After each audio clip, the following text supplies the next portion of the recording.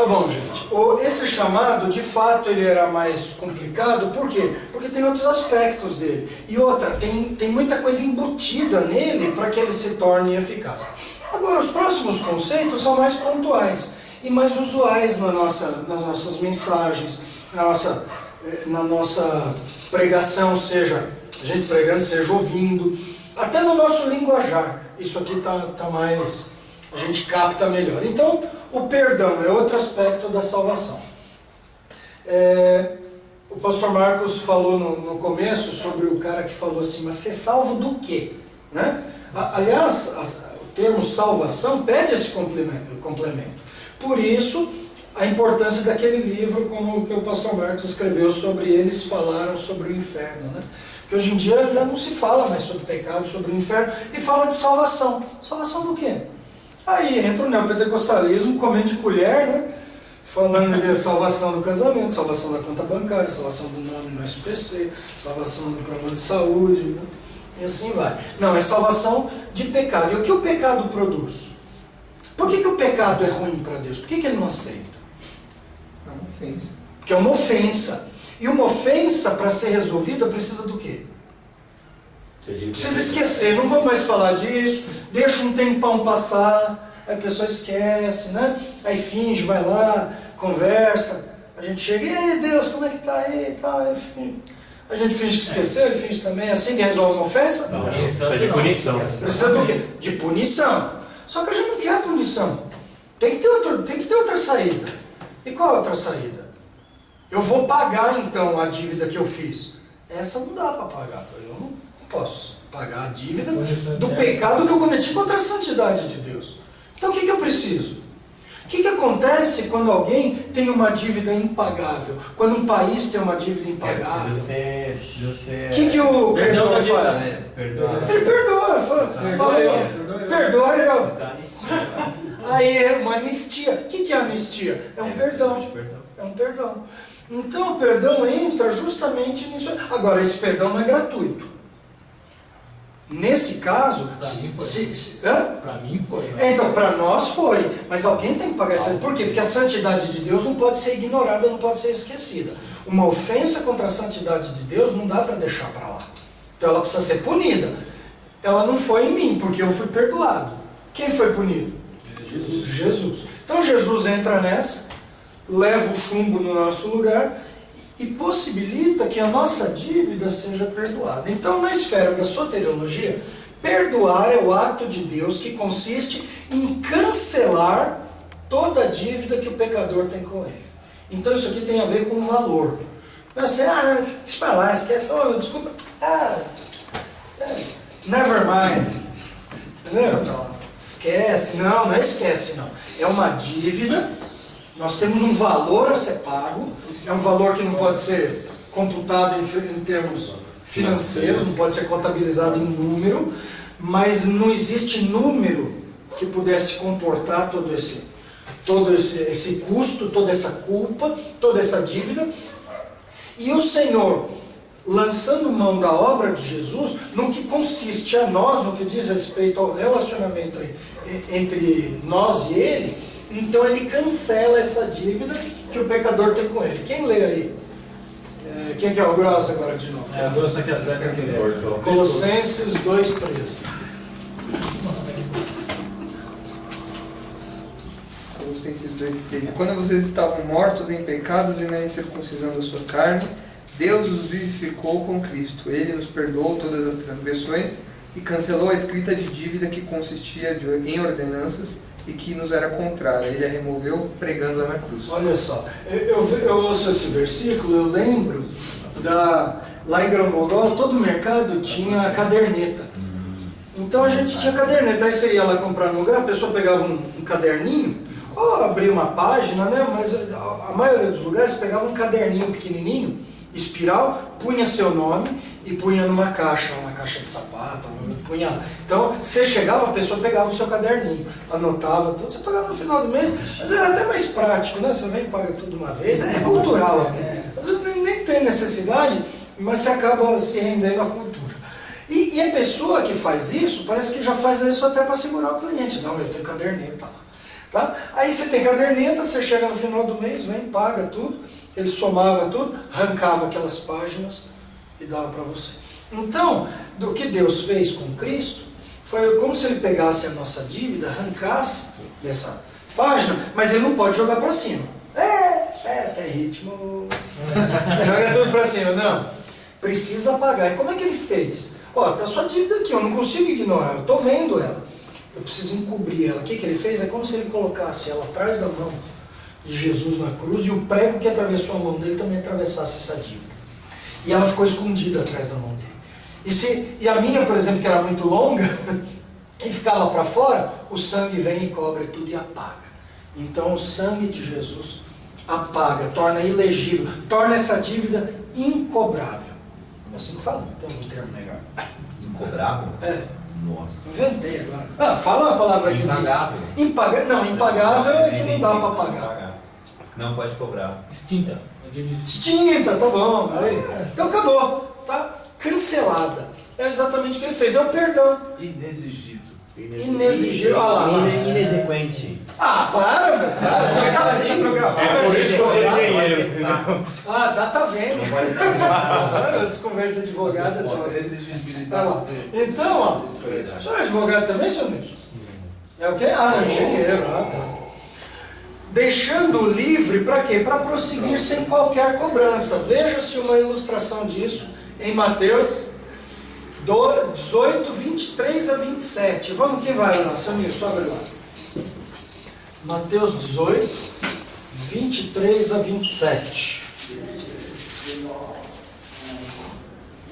Pode ler. Por isso, o reino dos céus é semelhante a um rei que resolveu ajustar conta com os seus servos. E passando a fazê-lo, trouxeram-lhe um que lhe devia 10.000 talentos. Sabe o que é 10.000 talentos? Imagina que um reino como Israel pagava para Roma, por ano, 800 talentos.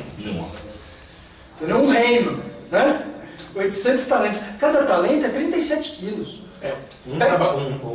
O dia de um trabalhador era... É um denário. Um denário. Um denário. Um denário não é nada. Um denário é uma moedinha assim. Entendeu? É 37 quilos de prata. Um talento. 10.000 são o quê? 370 toneladas? Sei lá. Eu sei que isso aí, já que você falou de trabalhador braçal, né, de um denário, o cara para ganhar 10.000 talentos, ele tem que trabalhar algo em torno de 65 milhões de dias. Ou seja, por que Jesus exagerou tanto nisso? Para mostrar o tamanho da nossa dívida com Deus. Continua, senhor. Juridicamente também insolvente. Ou seja, Não tendo ele, porém, com que pagar, ordenou o Senhor que fosse vendido ele, a mulher, os filhos e tudo quanto possuía. Olha lá, isso aí é o julgamento, é o merecido. Né? Então, você vai pagar com você. Isso espiritualmente, como se refletiria conosco? O inferno. Tá? Então agora você vai ser vendido como escravo, você vai para o inferno, agora você vai pagar toda a sua dívida no sofrimento. Continue. E que a dívida fosse paga. Então o servo, prostrando-se reverentemente, rogou: sê paciente comigo e tudo te pagarei. Ai, que bobagem. Acho que Jesus falou isso só para mostrar a atitude do homem, tentando... Não, eu vou te pagar, ser paciente. Ele não pede perdão pela dívida. Não, senhor, eu não tenho como pagar, dá outro jeito.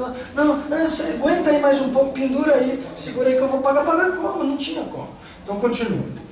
E o Senhor daquele servo, compadecendo-se, mandou-o embora e perdoou-lhe a dívida. Então, e é por isso que Jesus conta isso, para mostrar depois quanto era mal esse aqui que não perdoava o conservo dele, que devia 100 denários só. 100 dias de trabalho por 65 milhões de dias. Né? Então, mas isso aí mostra o perdão.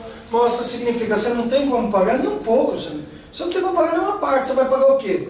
Você deve 65 milhões de denários. Você vai pagar o quê? 100 denários? Você acha que isso aí compra? É aquele negócio do tamanho da dívida. Então, ou é perdoado, ou vai para a cadeia. Então, Deus, pela obra de Jesus, abriu aqui a possibilidade de nos perdoar. Por que a possibilidade? Porque ele não podia perdoar só porque queria. Porque aí ele deixa de ser Deus. Jogar a dívida para o ar, ele continua com a nossa culpa diante dele, em comunhão com ele. Aí ele deixa de ser santo, ele deixa de ser bom, ele deixa de ser Deus. Então ele puniu isso integralmente em Jesus para nos perdoar. Esse perdão salvífico e único ocorre ao tempo da conversão. Alguém lê aí Atos 10, 43, quem que agora já é?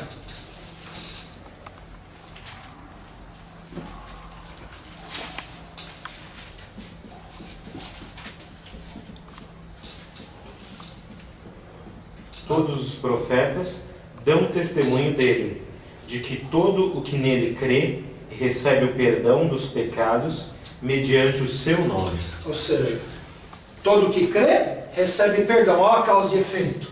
Tá? Aqui a justificação está junto com o perdão.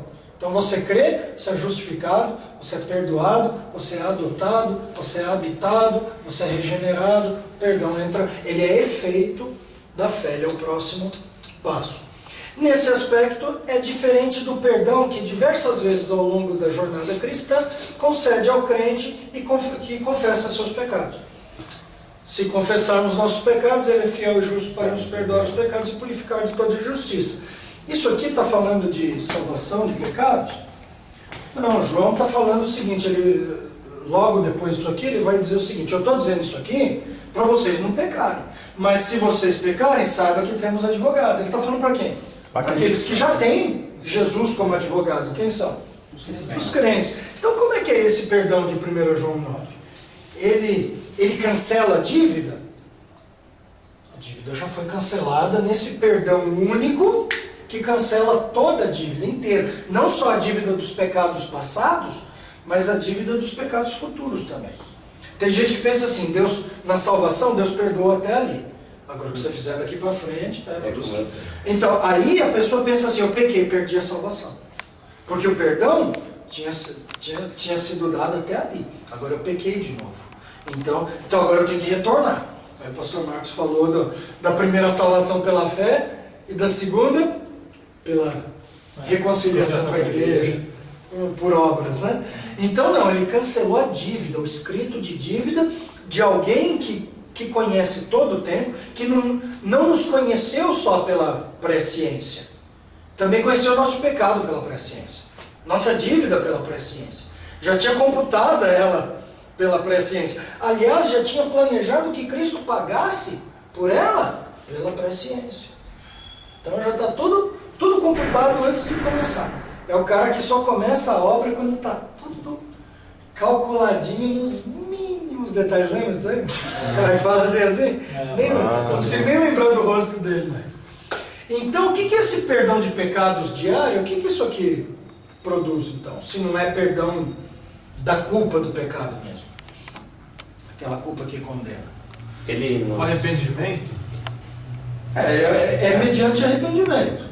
Ele produz santidade, não? Santidade, comunhão. Então a gente já não tem, com esses pecados agora já salvos, com atos de pecados quando já salvos, a gente não perde salvação. A gente não vai para um estado de perdição, mas a gente perde comunhão com Deus. A gente se torna alvo não da justiça eterna dele que manda para o inferno, mas a gente se torna alvo da disciplina santificadora dele. É a disciplina não de um juiz que condena ao cadafalso, mas de um pai que disciplina o filho a quem ama. O problema é que dói. Aí o pai chama o filho, né? Fala assim, filho, isso vai doer mais em mim do que em você. O filho só pensa assim, duvido. Troca de lugar. Então deixa comigo a sua dor que é maior. Pai, vira aqui e me dá cinta. Então, mas essa é a ideia. Deus quer fazer a lei da palmada? Comece por Deus então. Porque Deus dá palmada na gente. Porque odeia? Não, porque ama. E é porque Ele quer conceder esse tipo de perdão, que não restaura a salvação, restaura comunhão, restaura a santidade, restaura testemunho, restaura a alegria da salvação. Mas não é desse perdão que a gente está falando na soteriologia. na soteriologia, é aquele cancelamento da dívida que o pecado produziu, cujo pagamento só tem duas possibilidades: perdão pela fé em Cristo ou inferno para todo sempre, até pagar a dívida, né? E quando que essa dívida vai ser paga? Jamais. Tem que calcular o tamanho da dívida. E onde está o tamanho da dívida? Está baseada no tamanho da santidade que a gente ofendeu. Como é que calcula a santidade de Deus? É fácil, infinitamente. Por que o tempo no inferno é infinito? Porque a santidade de Deus ofendida pelo nosso pecado é infinita, produzindo uma culpa também, sem fim. Não possível de se pagar durante certo tempo. Conceito de purgatório, você fica lá um tempo, zerou o placar, né? Não, quanto que é? Não, dele já deu. Já tempo cumprido, né? Como é que chama na cadeia?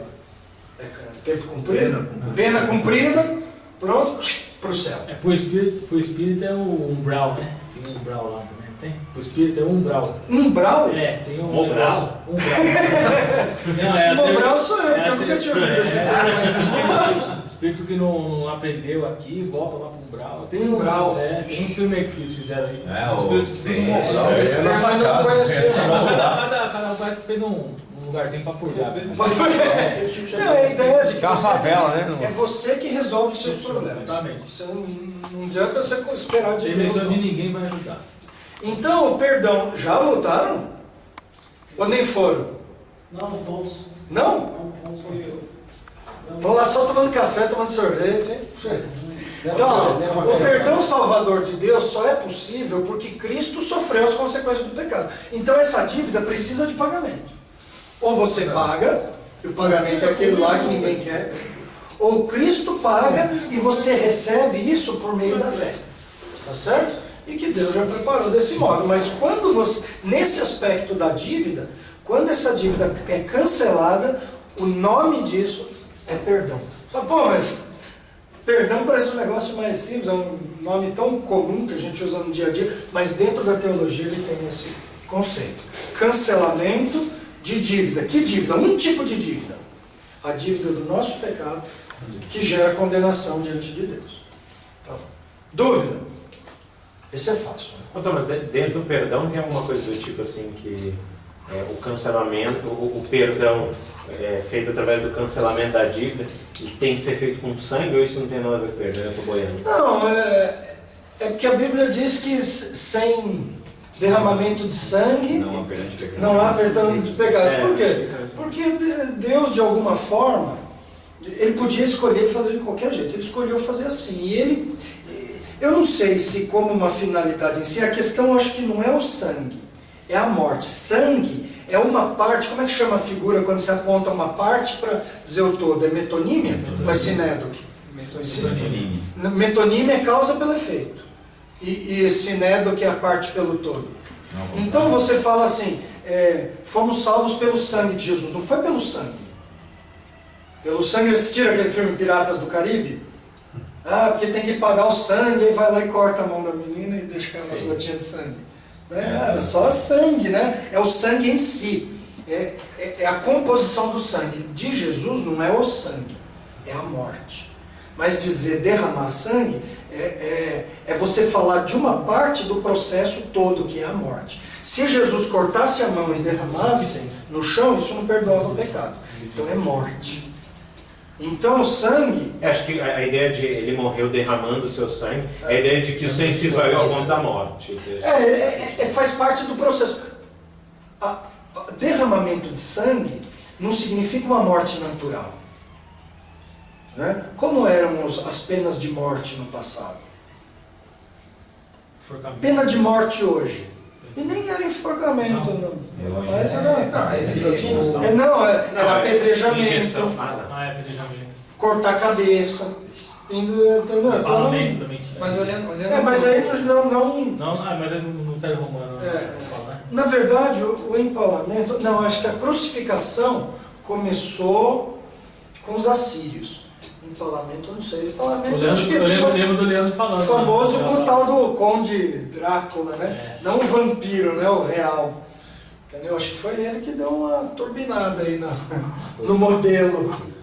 Mas quando fala do sangue, a ideia do sangue é o sangue derramado na morte. Então é a morte em si. Você pegava o cordeiro e derramava o sangue, passava o sangue, por quê? Porque ele morreu. Então a questão é a morte de um, é a morte em favor de outros. Jesus, na verdade, ele não derramou sangue até morrer. Ele não morreu de Hemorragia. hipovolemia sanguínea.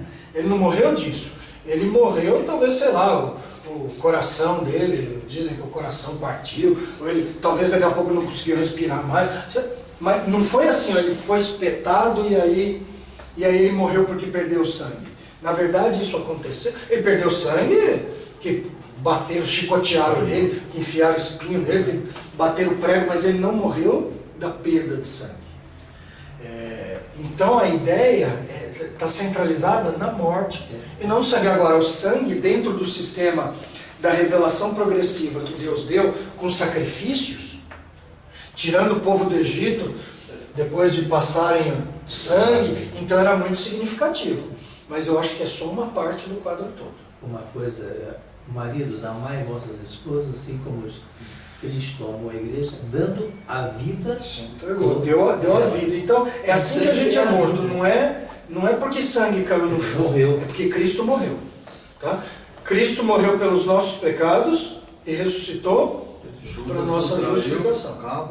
Cabra safado. Judas o traiu. Não, mas a ideia, no Antigo Testamento tem um pouco da ideia do sangue, como o irmão falou, está ligado à vida, né? Então acredito que o derramamento de sangue seria o esvaziamento da vida. Isso aqui foi escrito numa época em que a morte se dava em contexto assim, a pessoa morria à espada. Entendeu? Sangue. Você matar alguém com um tiro é diferente de você matar alguém com uma espada, né? Apesar que você entra em qualquer jornal, qualquer desses sites aí que deixa os dedos cheios de sangue, de teclar, né? Que o mouse escorre sangue, você vai ver que o traficante lá morreu com os tiros, para aquela sangueira. Mas o sangue está lá por quê? Porque ele morreu. A gente não fica chocado de ver sangue no chão. A gente fica chocado de ver que o sangue está no chão do lado do morto. O sangue que saiu do morto. Então, eu acho que a ideia tem a ver com isso. Claro que isso faz parte também. E Jesus experimentou isso também. Tá certo? Seja pouquinho ou muito, se ele não morreu de perda de sangue, mas escorreu porque ele foi espancado, porque ele foi pregado na cruz, porque depois da morte ele teve o lado perfurado e saiu água e sangue, isso faz parte. Acho que essa parte do sangue ser só uma parte do todo, o todo é o sacrifício. Sem exatamente. Sacrifício não tem então, esse é o caso. Morrer um em lugar do outro. Então, esse era o contexto mesmo no passado. Aliás, era o contexto que Deus já vinha preparando. Então, ele veio preparando isso no meio da história de Israel através da lei, para o conceito ser tremendamente mais significativo quando Jesus fizesse. Imagino eu. Bom, qual que é o próximo fator aí ligado a como faceta da salvação? É a justificação. Repara, se o perdão tem uma conotação econômica, né? Uma dívida, é uma dívida, isso tem a ver com economia, com finanças. Esse conceito da justificação tem a ver com conceitos legais. Então, os advogados... Quem é contador aqui? Você é contador, então você cuida do perdão. O Isaac e o Valdir vão cuidar da justificação, porque é um conceito jurídico. A Bíblia trata Deus como um juiz desde o começo das Escrituras.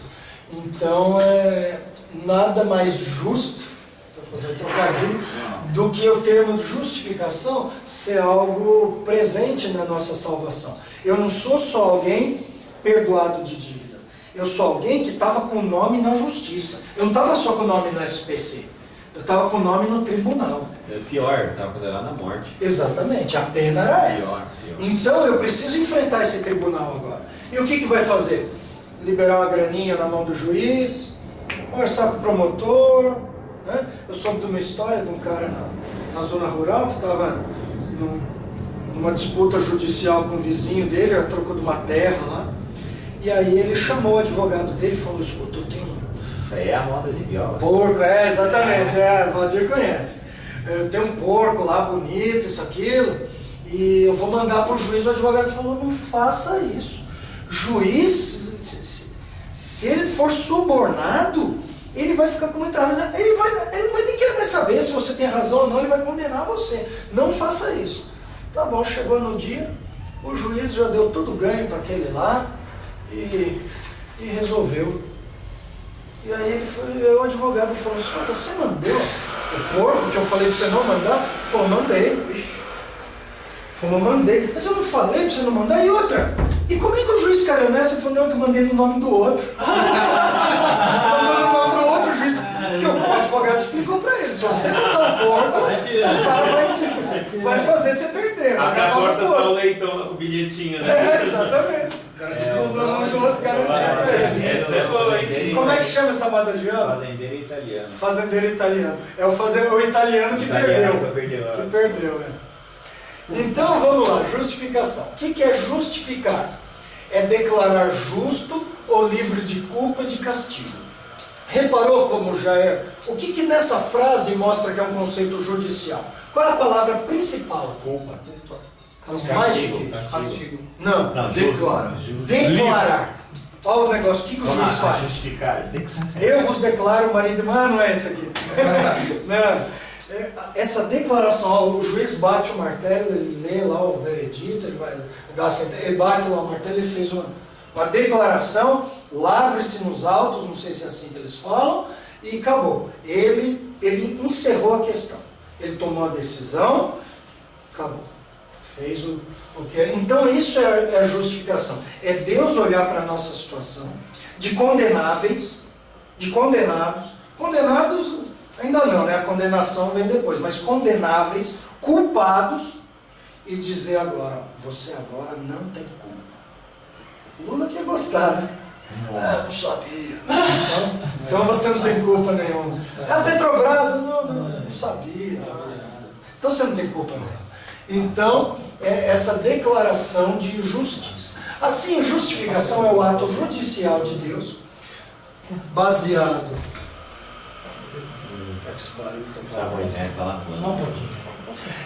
É o ato judicial de Deus, baseado na obra de Cristo. Não tem justificação sem obra de Cristo. Por quê?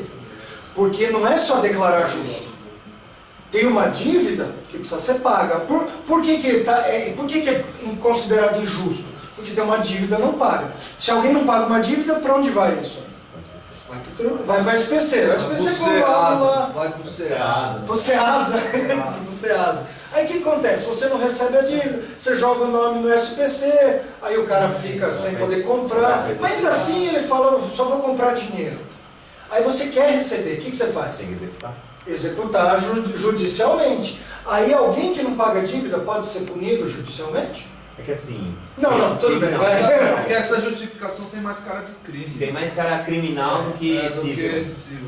Não, mas pensa assim, Pensa eu uma vou pena lá de e morte. roubo o Banco Central Pensa lá uma pena de morte. de Fortaleza. Mas você não tem pena. Não tem pena para roubar o banco? Para roubar tem, mas não pelo valor. Não Entendi, pelo valor, entendi. mas pelo Entendi. crime. Então é um crime severo. O nosso, como comparar o nosso pecado? Qual o crime Pena de desse morte. mundo? A ideia Merece pena de É morte. crime de rebelião, né? Não sei se juridicamente existe, mas aqueles filmes... Não, direito à Grécia, Uma cara. coisa é certa, em época de guerra, né? Não, é Se alguém trai o país, qual que é a pena? Aí, É morte, né? No É Brasil morte. tem. É morte. No Brasil. Não tem. Também. Não É, o tem. Brasil. Trair o país é morte. Não sei, no Brasil tem isso. Tem Tem. pena de morte Tem. só. Tem 2 casos de pena de morte no Brasil. Em caso de guerra declarada e abatimento de avião. Abatimento de avião? Se o avião passar pelo Tá, é a lei do abate. E aí você fala, Ah. desce, não Também desce. dá. Mas assim, Achando que é frango, né? mas isso a polícia também tem. Isso a polícia também tem. Ah, mas a polícia não pode atirar pra matar. Um boi, pai. Atirar pra matar, não pode atirar pra Boi ela. voador. Mas do nada. Eu entendi a distinção.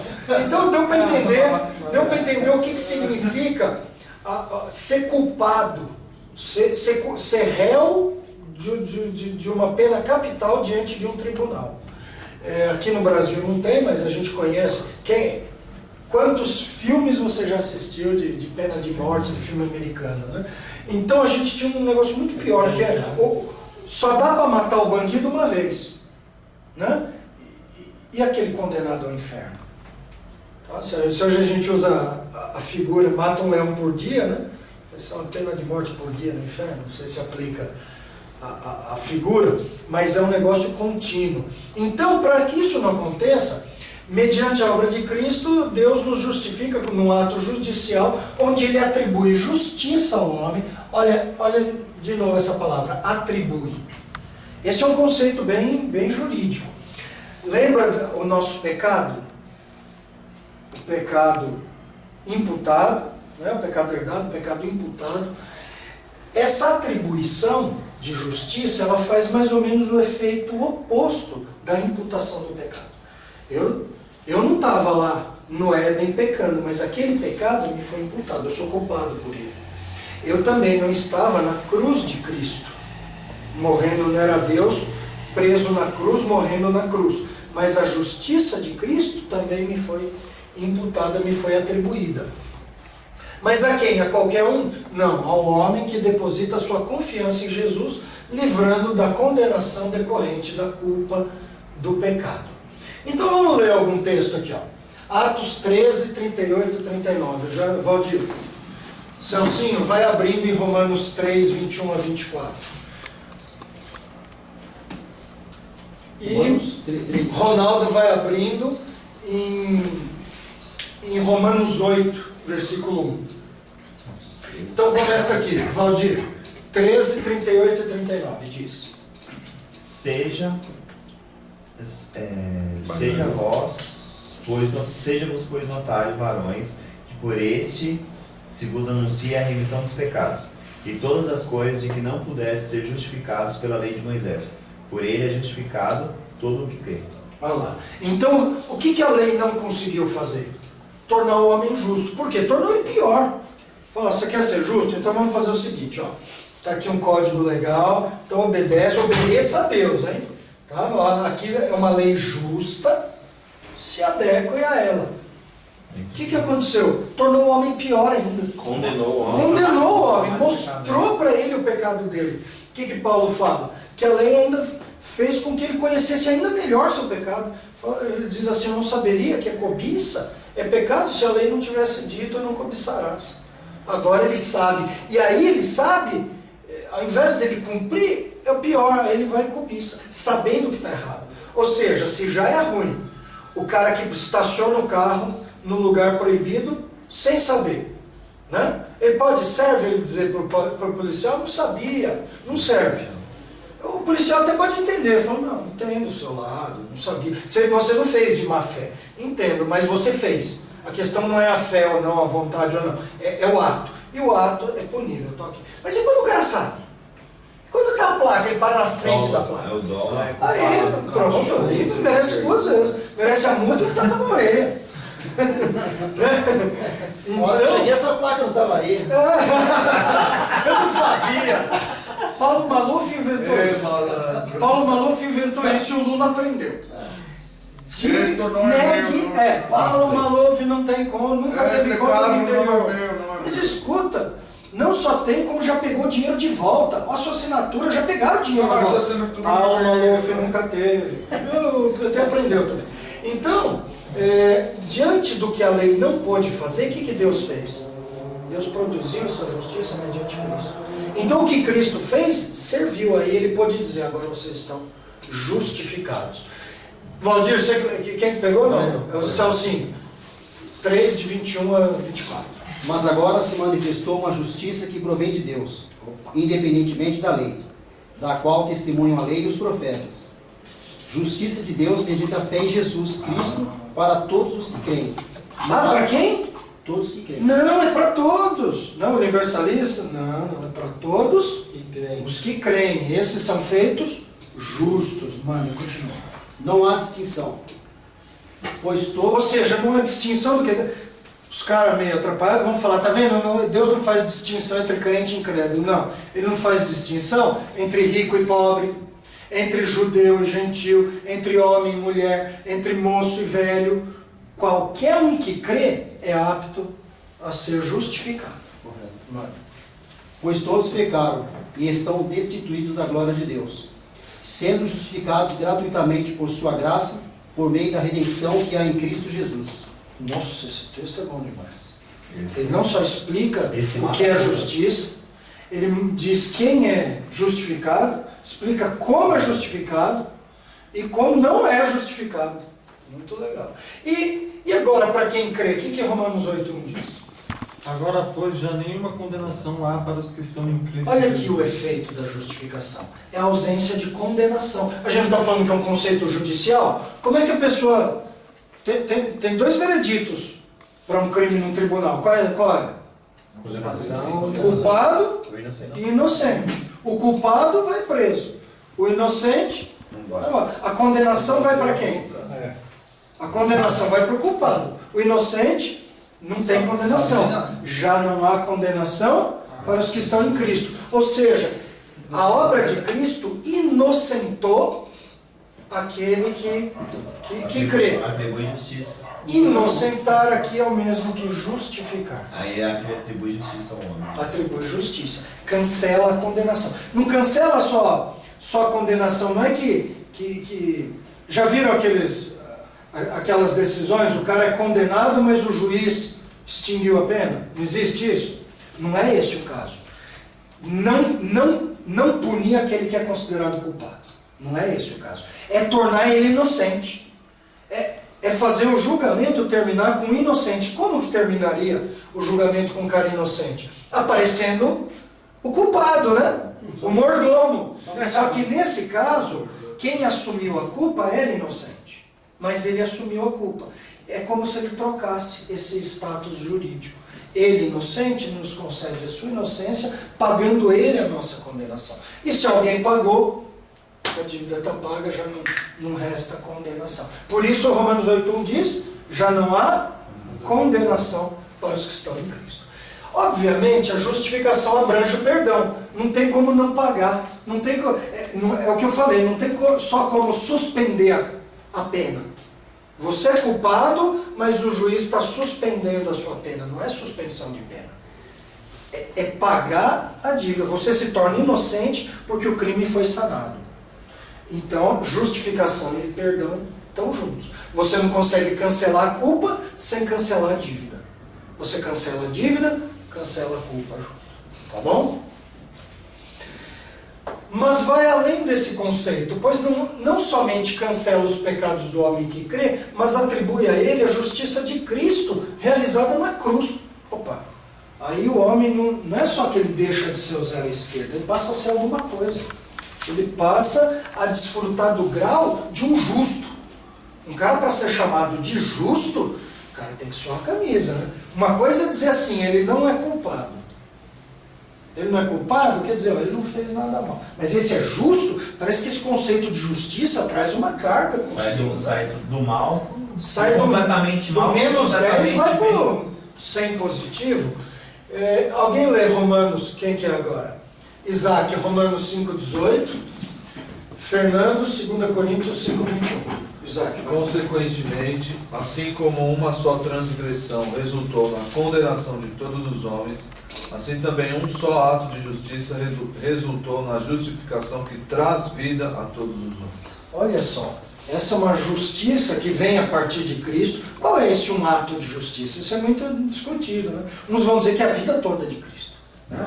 A justiça ativa, a justiça passiva, esse ato enorme aí é um só ato de justiça. Nos parece... Hã? Não seria a ressurreição?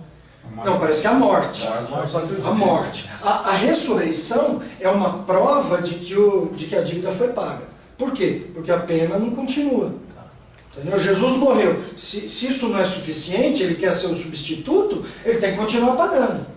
O fato dele ressuscitar, dele ter nova vida, mostra que o sacrifício foi aceito, foi suficiente, e agora a gente pode ter vida também. Por isso ele ressuscitou para a nossa justificação. Então, nesse sentido, a sua morte promoveu isso. E a ressurreição tornou isso aplicável a nós. Então, é isso que eu tô Exatamente. Esse ato de Então justiça. tornou ele. Mas o ato de justiça é a morte. O ato é o sacrifício que. O sacrifício. Tá. O Mas pagamento. Mas O pagamento é mediante a morte. O que confirmou que você está falando, que confirmou a validade, suficiência do sacrifício foi a ressurreição. Porque se Cristo não tivesse ressurgido, Como que um morto da vida? A questão da vida sem pecado talvez é a validade do sacrifício. Exatamente. Porque ele era o único que poderia morrer. Ou seja, já pensou se Cristo continua sob os efeitos da condenação? Ele assume a nossa condenação e fica lá, sendo condenado. Muito bem. E aí, como é que eu desfruto da vida? Como é que eu desfruto dos benefícios? Como é que eu me torno co-herdeiro com o criminoso? Então não rola, né? Então vamos lá. Cadê? Quem? 2 Coríntios 5, 21. É isso. Deus tornou pecado por nós aquele que não tinha pecado, para que nele nós nos tornássemos justiça de Deus. Joia. Cristo se tornou um pecador? Não, ele tomou o nosso pecado. Isso. E quando ele tomou o nosso pecado, ele sujou a mão, ele deixou de ser puro? Não. Por quê? O que ele levou na cruz? A culpa, exatamente. Ele não foi para a cruz pecando, né? Foi lá e começou a xingar todo mundo, né? Para pagar o nosso xingamento. o ato já tinha sido cometido, né? Ou seria cometido. Diante disso, ele levou a nossa culpa. Ele, puro e impecável, tomou sobre ele a nossa culpa, ou seja, recebeu a nossa condenação. Então o que a culpa gera? A condenação. Foi o que ele... Dizer carregou a culpa é uma figura de linguagem. Ele recebeu nossa condenação para a nossa culpa deixar de existir, perder o sentido. Porque o que atinge o homem não é a culpa, é a condenação. A culpa é que traz isso. Jesus recebeu a nossa condenação, acabou, não sobrou condenação para mim. Então Jesus não se tornou um pecador, mas a Bíblia coloca nesses termos, ele fez pecado, ou seja, como se ele fosse um pecador, para que a justiça dele se tornasse a nossa justiça. Quer ver que legal outro texto? A gente leu Gálatas 3,13, né, que fala que ele se tornou maldito no nosso lugar, né? Vamos continuar, pega 3,13 de novo e continua lendo até ver se ele tomou a nossa condenação, o que a gente recebeu no lugar? As bênçãos. De quem? Prometidas a Abraão. Lê esse texto. Isso para que em Cristo Jesus a bênção de Abraão chegasse também aos gentios, para que recebêssemos a promessa do Espírito mediante a fé. Olha lá, está vendo? Serão benditos todas as nações no teu nome. Por quê? O que Abraão era de especial? Parece que a função de Abraão nesse sentido é de ser o pai, o patriarca, desse que haveria de nascer e que seria a razão de não só Abraão ser abençoado, mas transmitir a partir dessa linhagem bênção não só para israelitas, mas para gentios. A razão é Cristo. Então, olha o que aconteceu. A gente está aqui cheio da maldição da lei e Cristo bendito. Ele assume a nossa maldição e nós somos abençoados. Essa troca se vê muito bem na justificação. Cristo se torna culpado no nosso lugar e nós somos feitos justos. Essa justiça é atribuída. É como se a gente agora passasse, o pessoal levantasse e tirasse o chapéu. Tem uma frase que o pessoal fala, não sei se está certo, mas eu acredito que sim. Quando Deus olha para nós, por causa da justificação, ele não vê mais o Fernando, ele vê Jesus. Um modo... Não porque eu sou Jesus, mas é como se... Ele vê a justiça de Cristo em nós. Exatamente. Ele vê os nossos atos de pecado. Deus tem miopia? Ele não vê mais nossos pecados? De vez em quando o pessoal, com uma boa intenção, inventa umas figuras assim, né? Do tipo, Senhor, me perdoa desse pecado. E Deus fala, perdoa. Mas daqui a pouco você está com aquele peso na consciência, né? Você fala de Deus, Senhor, me perdoa desse pecado. Ele fala, que pecado? Fica assim, né? Qual pecado? Para dizer que Deus esqueceu. Deus esquece alguma coisa? Tem alguma coisa que... Deus já sabia as coisas que nem aconteceram, ele vai esquecer as que aconteceram? Então a ideia não é essa. Esquecer os pecados significa não levar, mas ele não cobrar eles de novo. É o perdão. o perdão é que faz ele esquecer essa dívida. Então, esse tipo de linguagem, ela tem que ser... Dá para a gente aplicar, mas a gente tem que saber o conceito correto por trás dele. Como aquela linguagem, que eu sei se é o termo de usar, quando fala que Deus se arrependeu. Na verdade, não é que ele se arrepende. É para a gente entender. Sim, antropopática. Antropopática é mais complicado. Eu até gosto mais de antropomórfica, porque o pessoal entende mais fácil, entende melhor. Mas é isso, coloca, no final das contas, aí para falar de livro, né? Se alguém aqui tivesse lido o meu livro,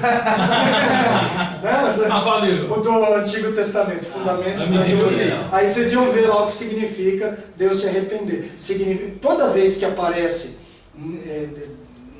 nesse contexto em que Deus se arrepende, significa que ele vai mudar o tipo de atuação para com Israel. Ou da bênção para a condenação, né, para o castigo, ou do castigo para o perdão. Quando tem a ver com arrependimento no sentido que a gente usa, a Bíblia diz: Deus não é homem para que se arrependa. Então vamos continuar aqui. Então, a justificação abrange o perdão, mas vai além desse conceito. Não, isso que a gente já leu. A justificação é imediata, tá bom? Não é igual a regeneração, salvação, você não vai adquirindo. Ela é um conceito judicial. Deus bate o martelo. Quando que ele bate esse martelo? Ele dá um tempo, né? Ele é crente? Não, tudo bem, mas ele deixou. Deixa eu observar ele melhor. Vamos ver se ele rebedece. Ver se ele rebedece, se ele não... Tadinho do ladrão da cruz. Isso, se não é que nem a mula de Baraial, se é darquineiro, se o chove tem tempo para exaltar, né? Usando a linguagem do Jaus. E aí ele chega a certa altura e fala: não, acho que esse aqui dá para garantir, então tá bom, justo. Não, é mediante a fé. Sabe por quê? Porque a justificação não depende dos nossos atos. Ela não é baseada nos nossos atos, é baseada em quem? No que Jesus, em quem Jesus é e no que Jesus fez. Então a nossa justiça foi obtida por Cristo, independe de nós. Aliás, é apesar de nós. Nós somos injustos. É Jesus, é o sacrifício de Jesus mediante a fé que nos faz justos. Então ela é imediata, ocorre no exato momento em que o homem passa a ter fé em Cristo. No exato momento, mas como causa ou efeito da fé? Efeito da fé. É mediante a fé. Tá bom? Quem lê Romanos 4, 5? Eu leio. Todavia, aquele que não trabalha, mas confia em Deus que justifica o ímpio, sua fé lhe é acreditada como justiça. Opa, olha lá, ó, a questão. Primeiro, ó, aquele que não trabalha, não está falando de vagabundo, não. O que é quem não trabalha aí? Aquele que não... Aquele que não tem como... Não faz esse por não merecer. trabalha, exatamente, não obtém por suas próprias obras. Ele está falando que as obras não salvam. Agora, aquele que não é salvo por obras, obviamente, que já nem tenta porque não consegue mesmo, que ele é salvo como? Ele não trabalha, mas confia em Deus que justifica o ímpio. Sua fé lhe é atribuída. Justifica o ímpio, Sua fé é atribuída como... sua fé é atribuída como essa justiça. Então tem uma relação de causa e efeito entre fé e justificação. E a fé vem a quem? A quem é chamado eficazmente. Amém. Dúvidas sobre esse conceito? Não são difíceis e a gente usa sempre. O que a gente tem que fazer é delimitar o campo dele.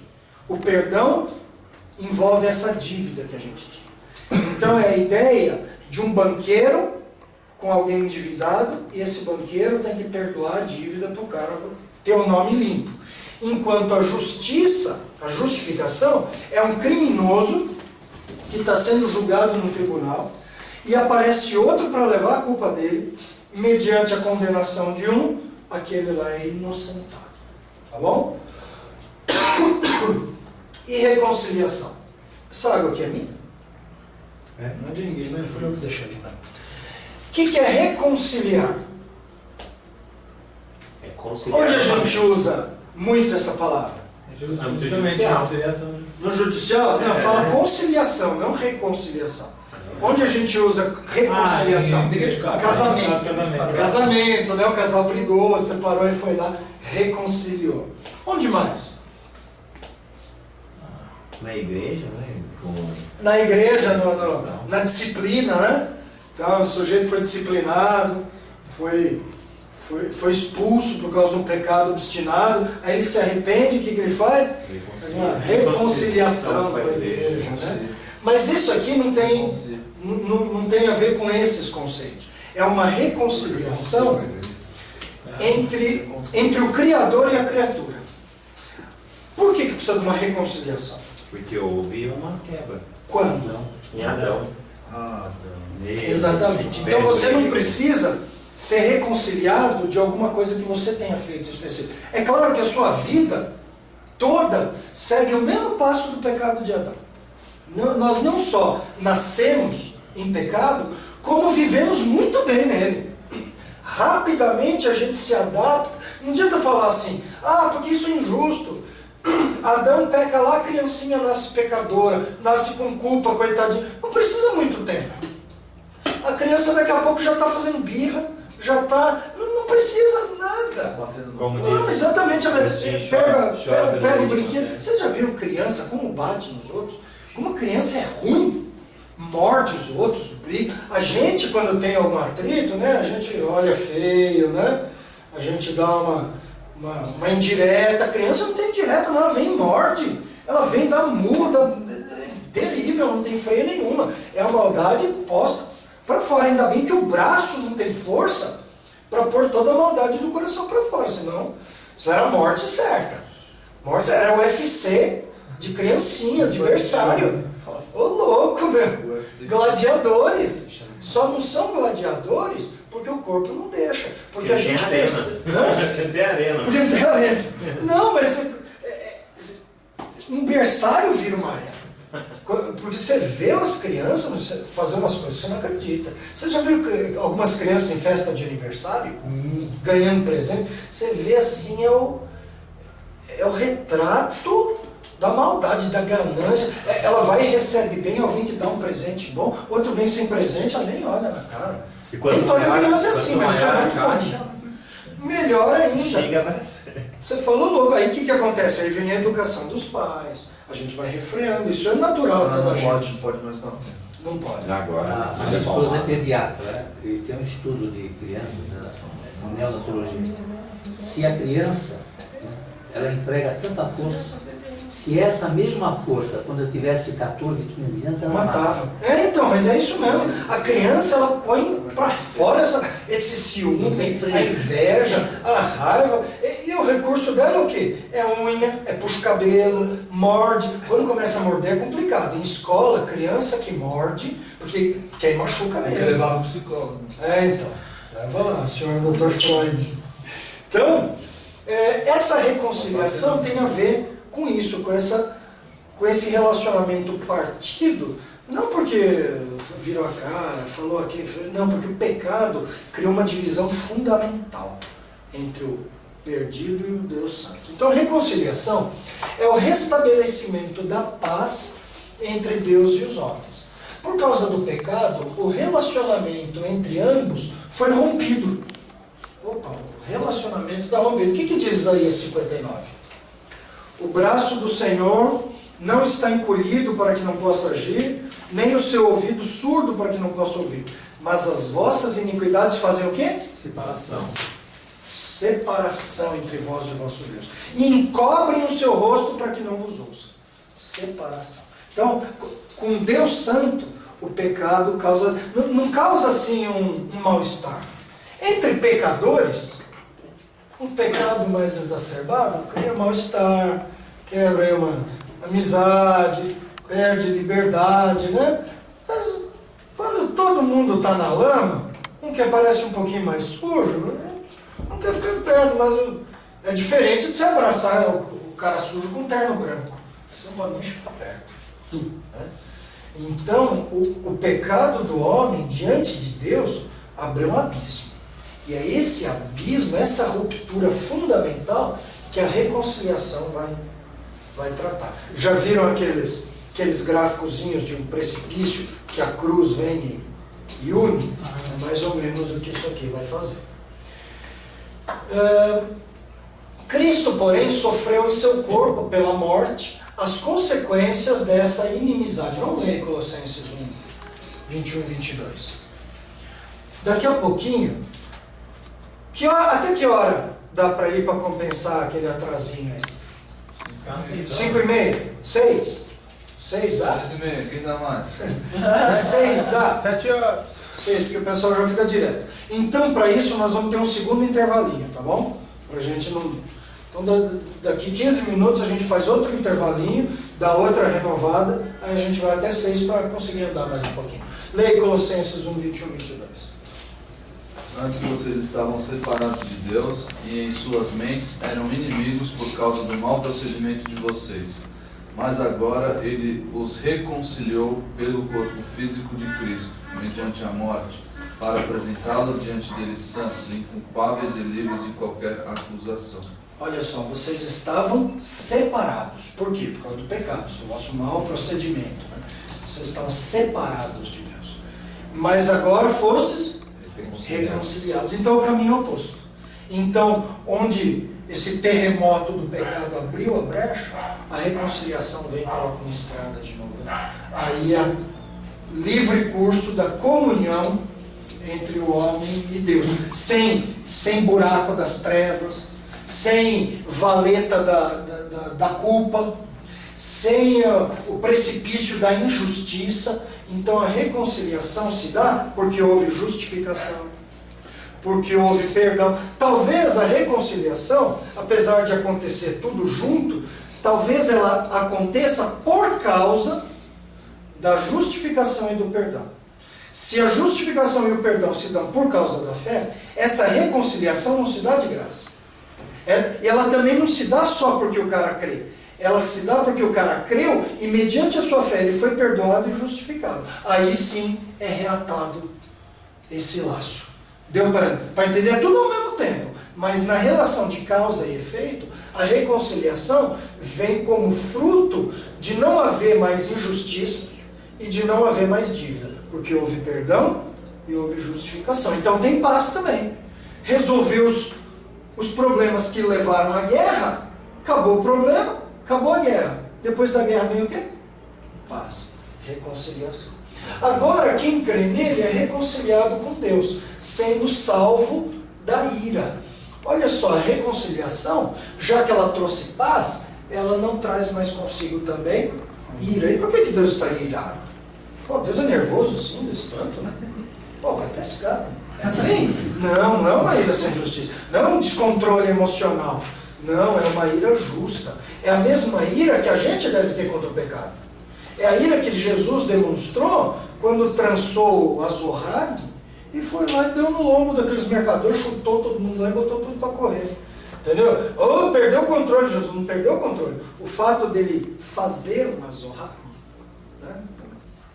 um chicote trançado, mostra o quê? Que ele parou, ele viu aquilo e falou, hoje aquela palavra, o zelo da tua casa me consumirá. Hoje, peraí, quem tem uma corda aí?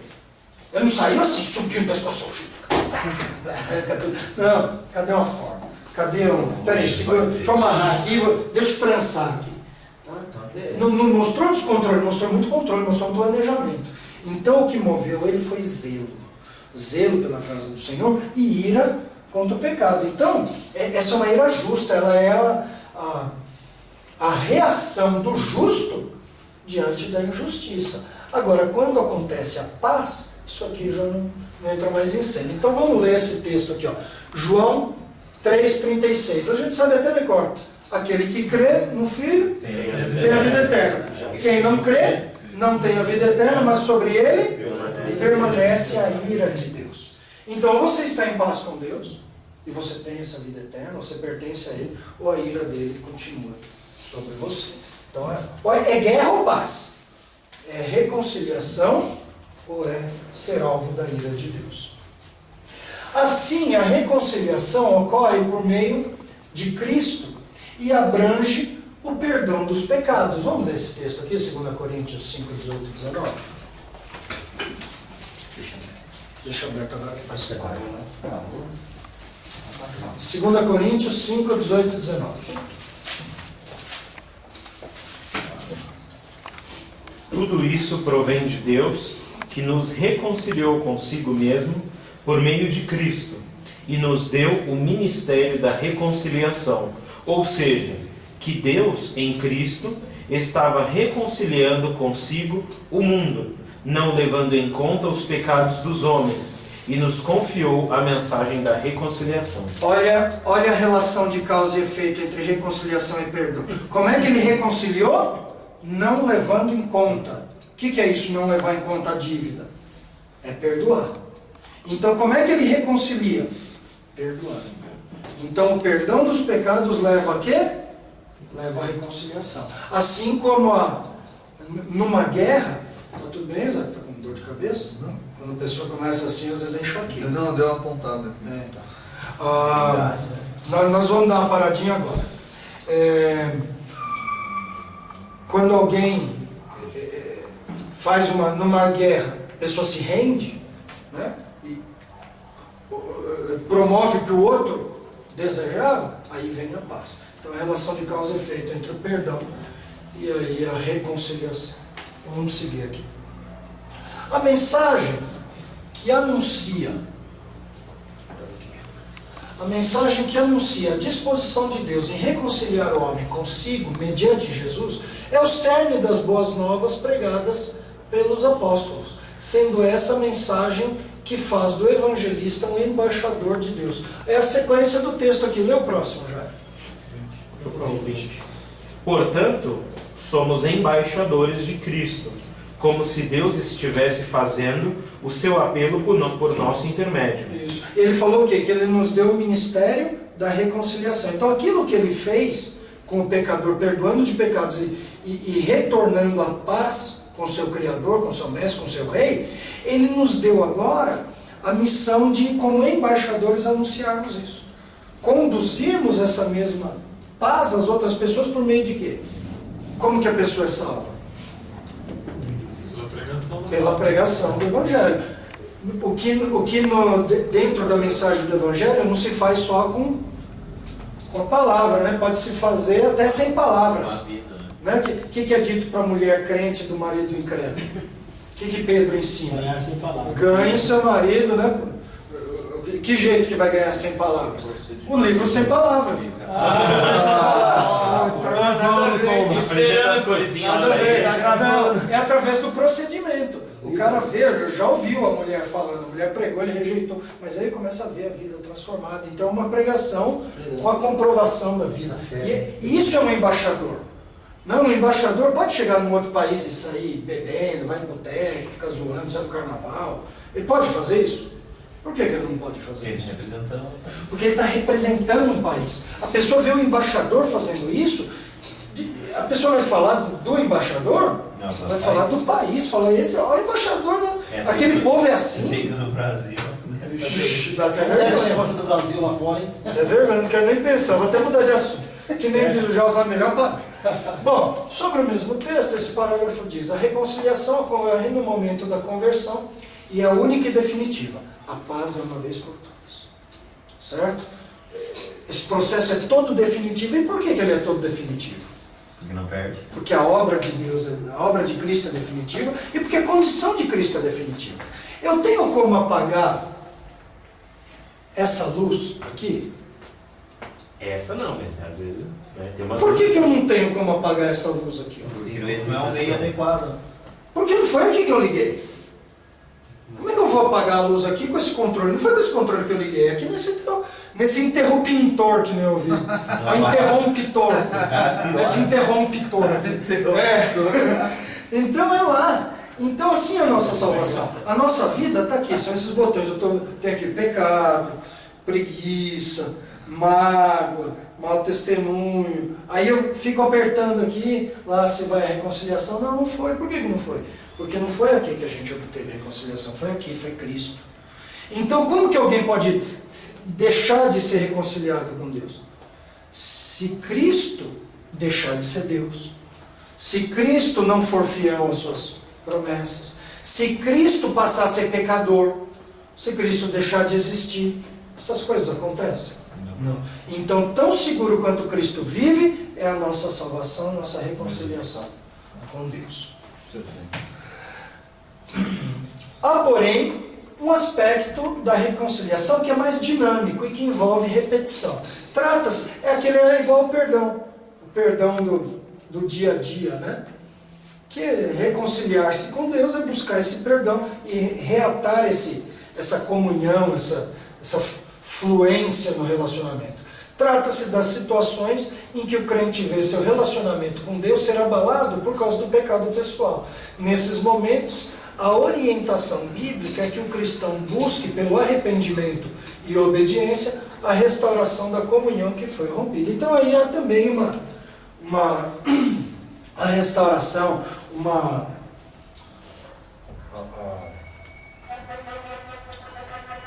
ia falar remodelação, mas não é. Esse reatamento desse relacionamento fluente. Mas não que deixou de existir. É como o marido e a esposa que brigam. Né? E briga, vai lá dormir na sala, e aí senta na mesa, ninguém fala nada, e fala pro filho assim, pede a manteiga para sua mãe. Aí a mãe fala assim, diga pro seu pai que a manteiga está na geladeira. Aí o pai diz, diga para sua mãe que cresce, meu. Deve ser criancinha, você vai de jardim de infância, pior que tem gente que age assim mesmo, eu acho que é mais criança que os outros. Mas não deixou de ser marido e mulher. Não deixou de ser marido e mulher. Então não precisa reconciliar o casamento, não precisa ir no conselheiro matrimonial, ou pior, no juiz de paz de novo e casados. Pode ir no contra.